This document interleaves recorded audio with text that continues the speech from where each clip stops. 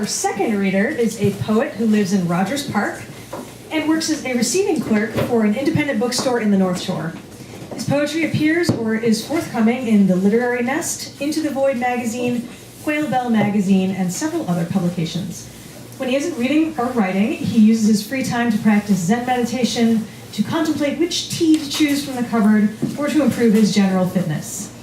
His recently completed chapbook, Lately Fallen, is in search of publication. Please welcome Leonard Zawadski.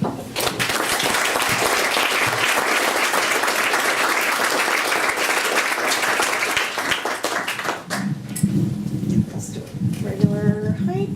How's that? Thank you. Good evening. I have 6 poems for you tonight, all from Lately Fallen. I'll start with a poem entitled Day.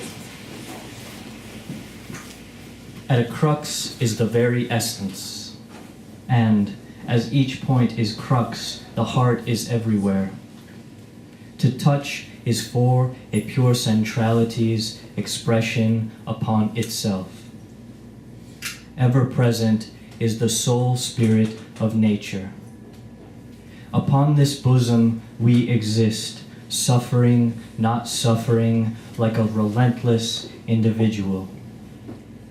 This way, although, and even so, at rest, must we concede ourselves to action, and therefore victory to it. We sing praise to it, our voice one note of harmony, singular as a fallen leaf, one windless autumn day.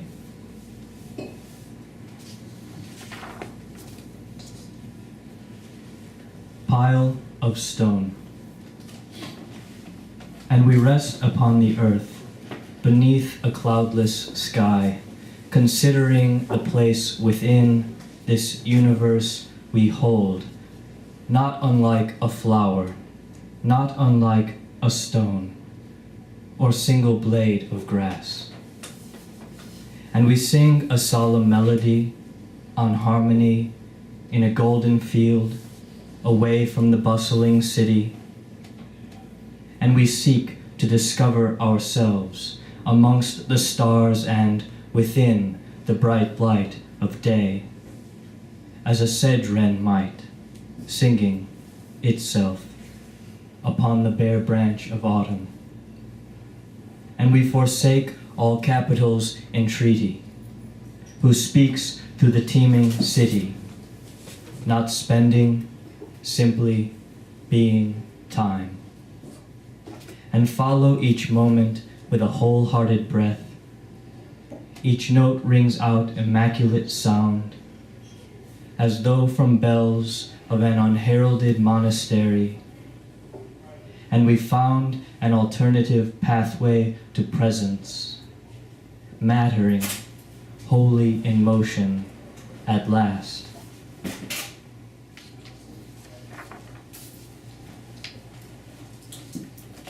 Whereas,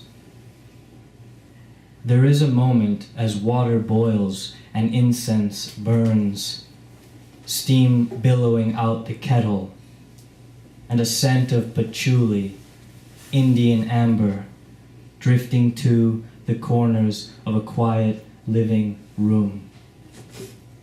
A moment as one peeks upon a winter's courtyard, sidewalk bare, where once the leaves of spring green had sprung and flourished for a summer's time. Now, such naked branches, twisting on the frigid air, or where from which the flowers had arisen, a frozen bed of snow.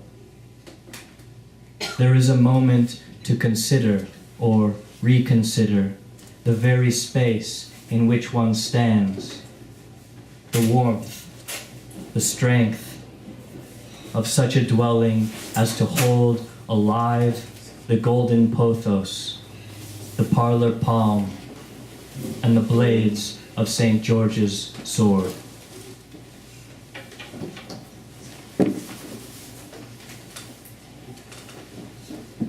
out of nothing.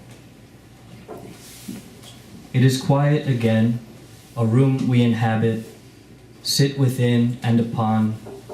Its golden floorboards, so untouched, lay these piano keys of our internal sound.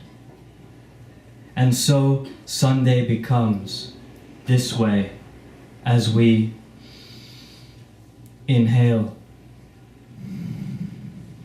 exhale, the void. Examine a silent petal, silk upon an endless sky. Exist as space, exhibit love, extend into an ocean, temporality. Ourselves, one self, our hands, one hand, and heart a beat in unison with what but an incorruptible singularity. Thus, parity envelops us, continues to, that is, as what is. Our separation falls away, distance in fact disappears, and we breathe. What remains, other than an eternal weightlessness, a technicality, a vision, two translucent pyramids connected base to base, seamlessly, then internally baseless and rotating about its point-to-point axis at 45 degrees from X's, Y's, and Z's. It is life force.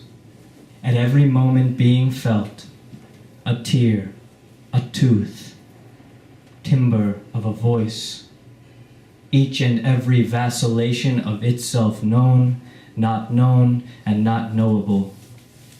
The pathway between home and wilderness, birth and death, each breath, the quiet of this room. And we open our eyes and embrace one another tenderly with joy.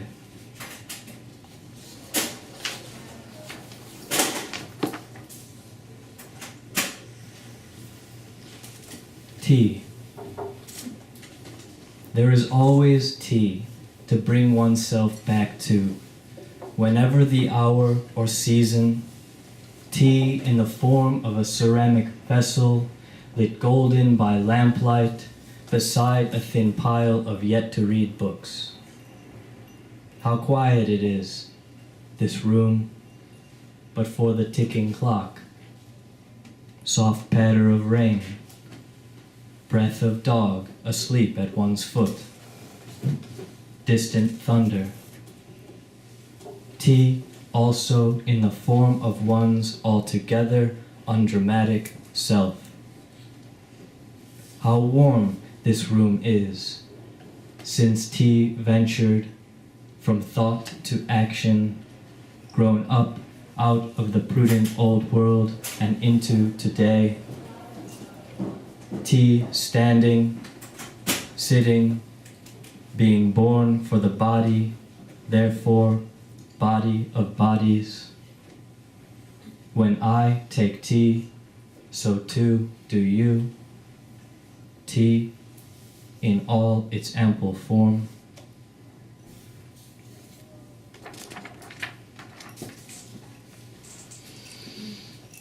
Peace Lily.